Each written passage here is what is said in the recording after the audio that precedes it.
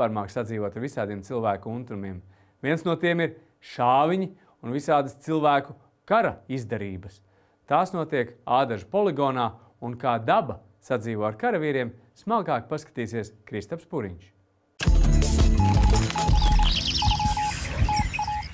Esmu ieradies Ādažu militārajā poligonā, lai uzzinātu, kādas retas putnu sugas un augi šeit ir sastopami, kāpēc šeit notiek kontrolētā dedzināšana un kā militāristi izturas pret dabu.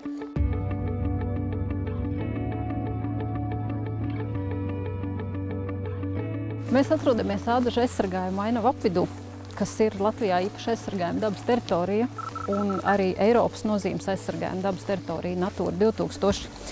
Un kopš 2013. gada Valsts aizsardzības militāro objektu un iepirkumu centrs īsteno dabas aizsardzības projektu par putnu sugu aizsardzības stāvokļu uzlabošanu šeit. Runa ir par īpaši aizsargājumām putnu sugām.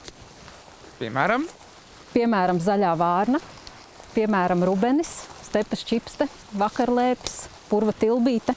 Projekts ir tieši paredzēts putnu ligzdošanas un barošanās apstākļu uzlabošanai šajā teritorijā.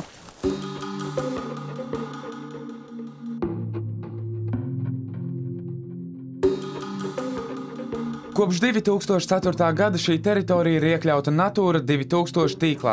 Tās platība ir 10 000 hektāru un no tās 60% aizņem militārais poligons un 5. daļu, jeb 2000 hektāru klāj virsājs.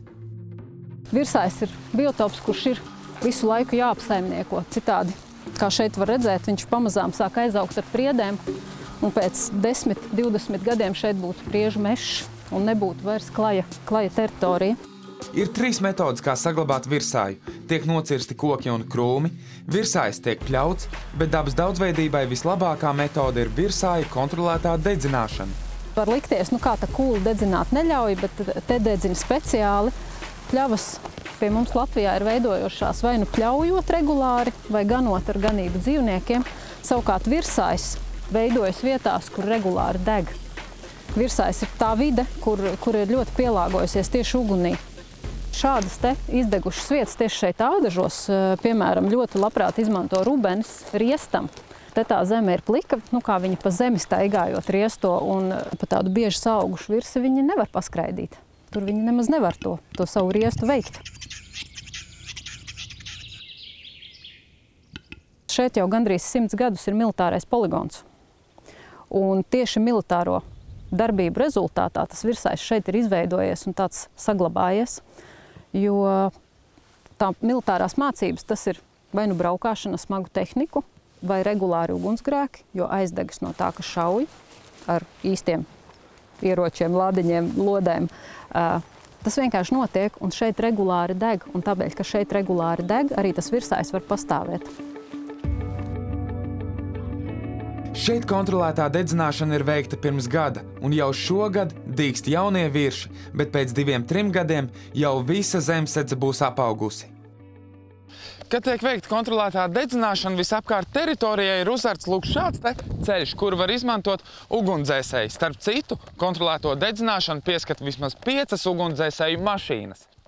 Šos viršu laukus izmanto arī bitenieki, un daļa no iegūtām medus tiek dota karavīriem, kuri dodas misijās. Ādažu poligons atrodas aizsargājumā teritorijā, un karavīriem ir jāievēro virkne noteikumu, lai būtu saudzīgi pret apkārtējo vidi. Viss šis Ādažu militārais poligons ir sadalīts tādās kā dabas aizsargājumās zonās dažādās.